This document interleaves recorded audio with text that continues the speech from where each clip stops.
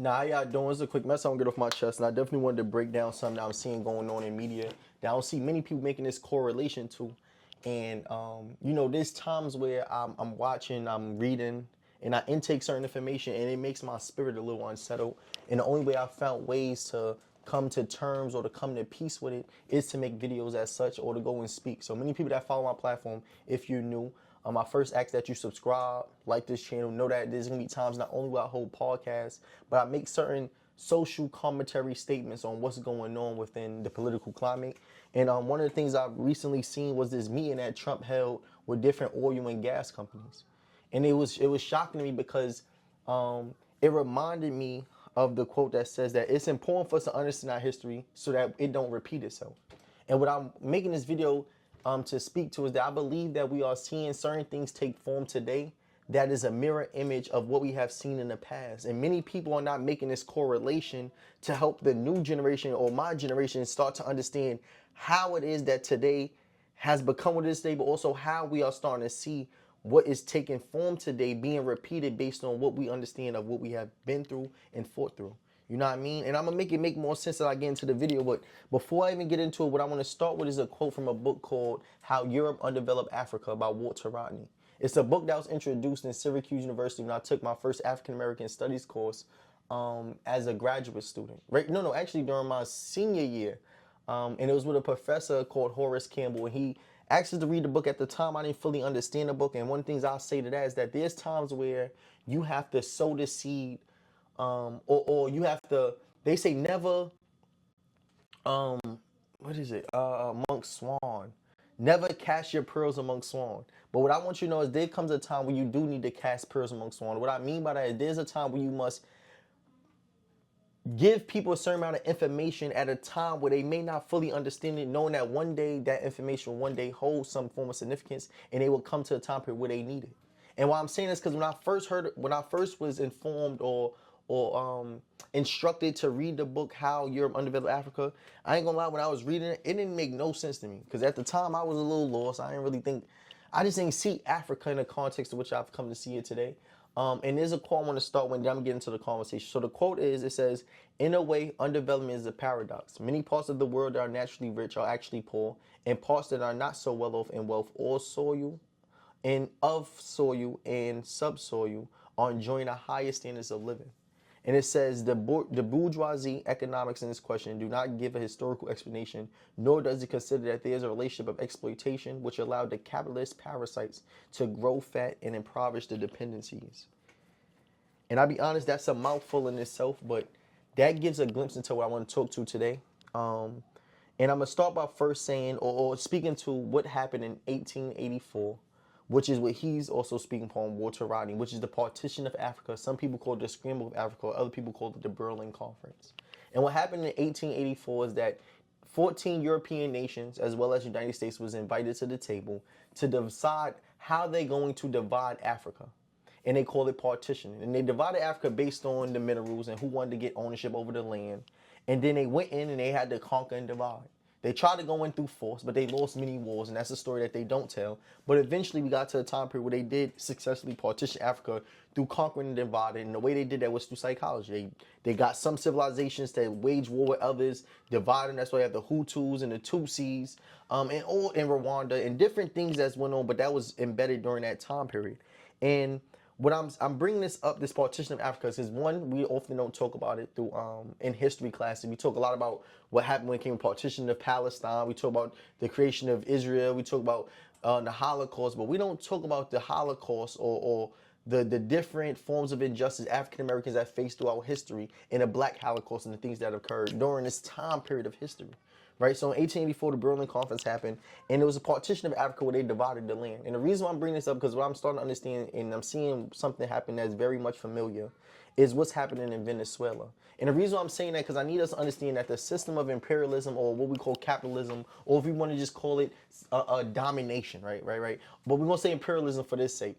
That imperialism, it may look different in the context of the countries or continents to which it's taking place, but it's all embedded under the same structure, right? And I try to make that seem so simple to make us understand that what's happening in Palestine also is happening here in America. What happened in South Africa also happened here in America. I'll give you a prime example of something that I'm very much educated on because I went to South Africa, is that they had a time period where they called it apartheid, right? And apartheid, when we look at how apartheid how it existed in the context of South Africa, we can see how it had very much many correlations to what took place in America during Jim Crow.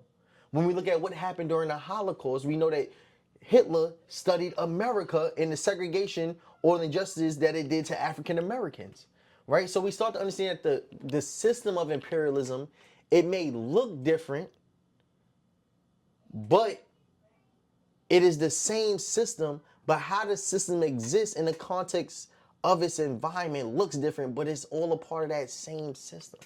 I hope that makes sense. And I'm saying that because what I'm seeing happen with Venezuela, when I watched this meeting that Trump had with the different oil and gas companies, it made me sit there and go, wow, we are witnessing firsthand a meeting taking place similar to that happened during the Berlin Conference, where different oil and gas companies are coming together to say, what are we going to do with the 300 barrels of oil that we took from Venezuela? No matter what anybody want to tell me, oh, nah, Venezuela, the president was corrupt. We did not go take the president from Venezuela because he was corrupted. That was not what it is. And I can say two things to be true at once. Yes, he was corrupted, but we also went over there with our own motives and our intent, which was to gain ownership over their resources. So I need you, many people want to say like, oh, this thing is about just like resources and things that says, I want you to know that much of our wars are oriented around our interests. That America goes to war, even while we're in war with Iraq, is because of our interest in their minerals and their materials or the oil, period. That's the oil. That's the resource that they have, is the oil. We want ownership over their oil. And I'm also saying that to say that when Trump, before he got in office, yes, they created 2025, Project 2025. You can read the menu and it talks about a lot of things that's now happening. But I need you to know that what Trump stated that he wanted to achieve can be achieved, but the means to which is needed for us to do in order to achieve them is what he never talked to us about. He said, I want to lower gas costs and the price of food.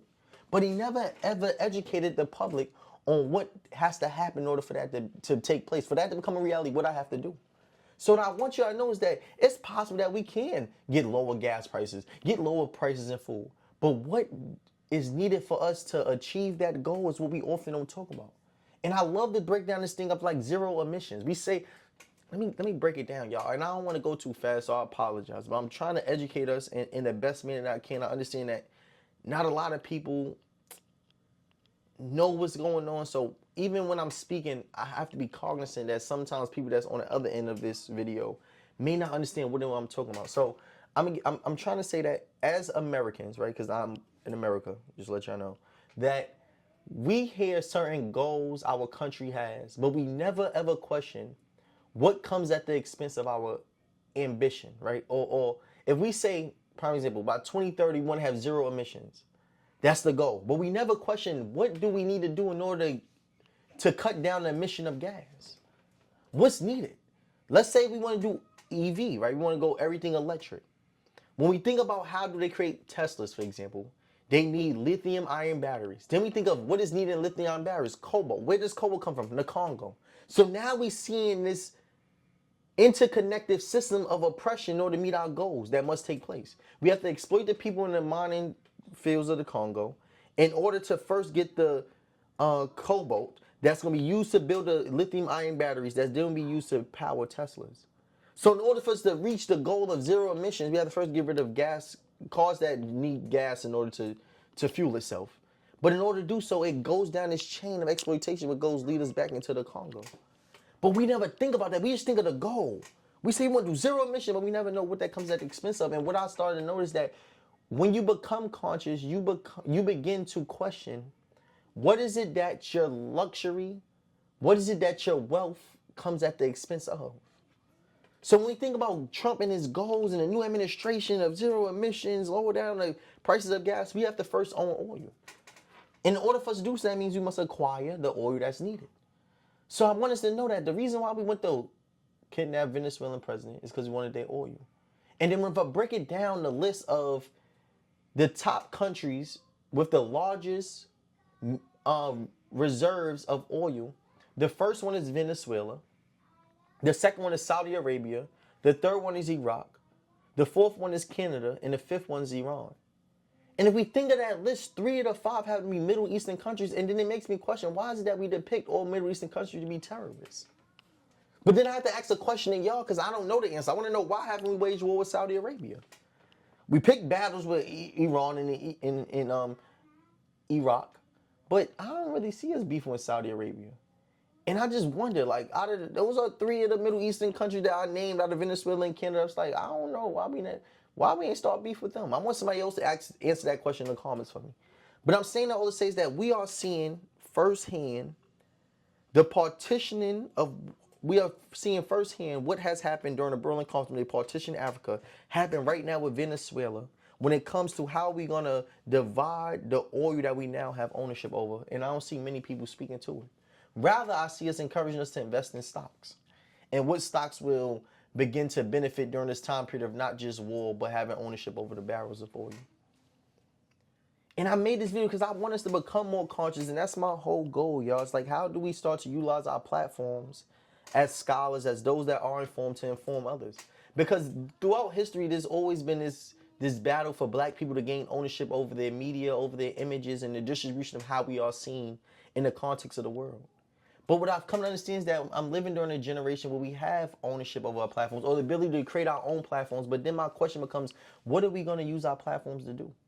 If we only using it to promote or to create content of entertainment, we defeat the purpose of even fighting for the goal. It's like, how does a generation that gained access to all the resources that our ancestors fought for not use them for the reasons to why our ancestors wanted them?